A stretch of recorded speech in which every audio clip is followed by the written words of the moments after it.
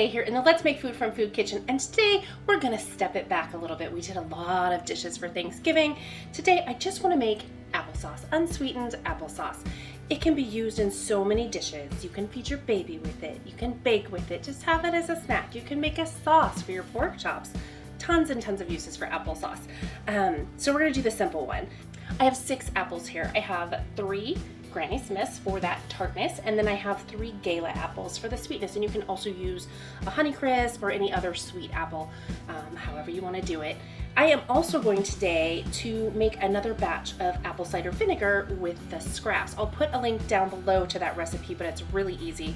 3 cups of water, 3 tablespoons of an organic sugar or honey will work, just don't use an artificial sugar, and then a jar. You just put the cores and the scraps in there, put it together. Directions will be in that link that I put down below. That way I'm not wasting, and I needed to start a new batch anyway. So you want to peel your apples and just any big pieces put in your jar like this, and any little pieces that will float you can just stick in your scrap. If you find yourself with any bruised spots, just go ahead and cut those out, not a big deal, and keep on going. So once you get them peeled, then you're going to remove all the cores and put the cores in your jar for your vinegar if you're making it, or composting it. Put it in your compost pile or throw it away if that's what you're doing. No judgment.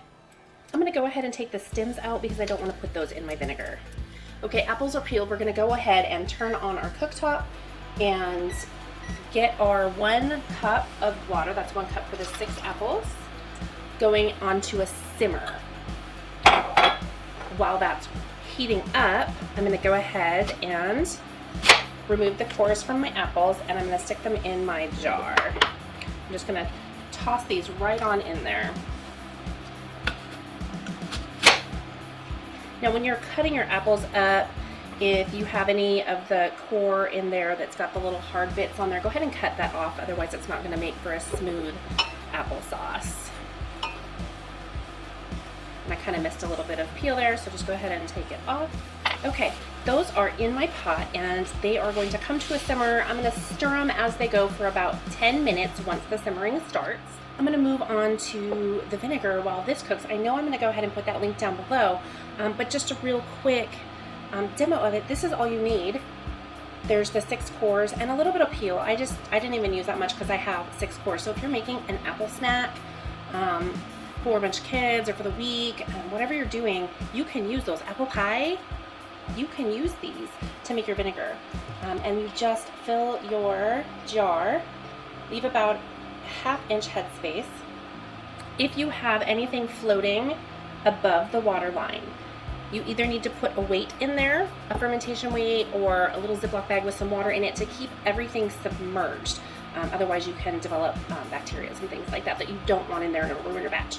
Then you're going to take a cheesecloth or a paper towel, cover it, put a rubber band around it, put it in a dark cabinet for 2 weeks. After 2 weeks you're going to take it out. You're going to take out all of the apple bits, cover it back up with your cheesecloth, and put it in the cabinet for another 2 weeks, and it should be ready to use. By your 2nd or 3rd batch, you should have a beautiful mother that will make your batches go even faster. Now, when you make the 2nd batch, don't forget to reserve a cup of this for your new batch, and that's what helps grow the mother. All right, my vinegar's in the pantry. The start of my vinegar is in the pantry. Keep it in a dark place. This is coming along nicely. As you can see, the apples are starting to break down. Once they are all really fork tender and you can easily mash them up, you can then take them off the heat, let them cool for a minute just in case it splatters, you don't want to get burned. You can use an immersion blender to blend them up, you can use a potato masher, you can even use a fork. Whatever you have available to you, go ahead and get those smashed up. So we'll just keep on cooking these down a little bit, and when we get there, we'll get to that step. I'm going to get some jars out with some lids so I have something to store them in. At this point, I've turned the heat down because the water content is starting to reduce and I don't want it to stick and burn to the bottom of my pot. So I'm going to give it a little more stirring attention and turn the heat down. But let's take this out and just look, even with the spatula, it's starting to break down. So we're getting there.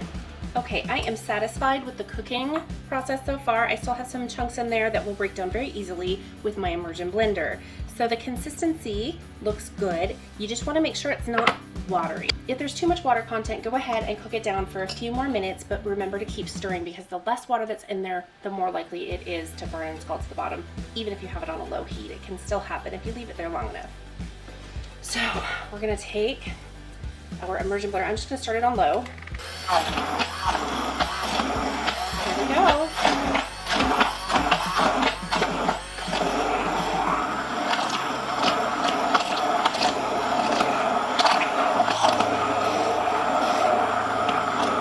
So the last thing I want to do before I jar it up is just kind of spot check it and make sure that I didn't miss any big chunks. And it looks like everything is great. Beautiful. Coming up on my next video is going to be a homemade carrot cake, and I'm going to use this applesauce to replace the oil that recipes call for. Oil is used in cake recipes to keep it moist, and I don't want to eat all that oil.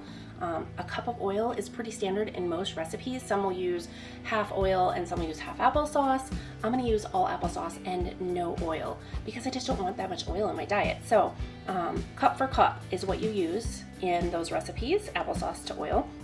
And so we'll get that going. You'll need 3 cups of shredded carrots if you're going to make it along with me.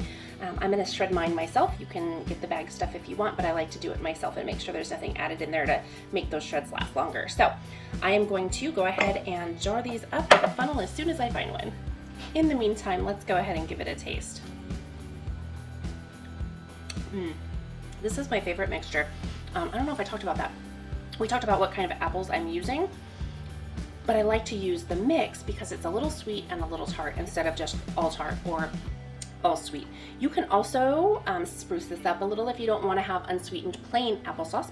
Add a teaspoon or so of cinnamon. That'll give it a good flavor. If you want to sweeten it, just do maybe a teaspoon at a time. Teaspoon, stir it up, taste it. I don't give a straight recommendation on how much you should use for a couple of reasons. One, it's going to depend on the sweetness of the apples because one Granny Smith is going to be sweet and tart, where another one's just going to be more tart. And then if you use Honeycrisp or Gala, sometimes they can be really sweet or not so much. So until you've tasted it to know how sweet it is at the end, you won't really know how much sugar you want to add. So I suggest just putting in a little bit at a time, stir it up, give it a taste. If you need more, great, add it. That's my 2 cents. All right, I couldn't find a funnel, so I'm just going to start this way because this pot is cast iron, it's really heavy.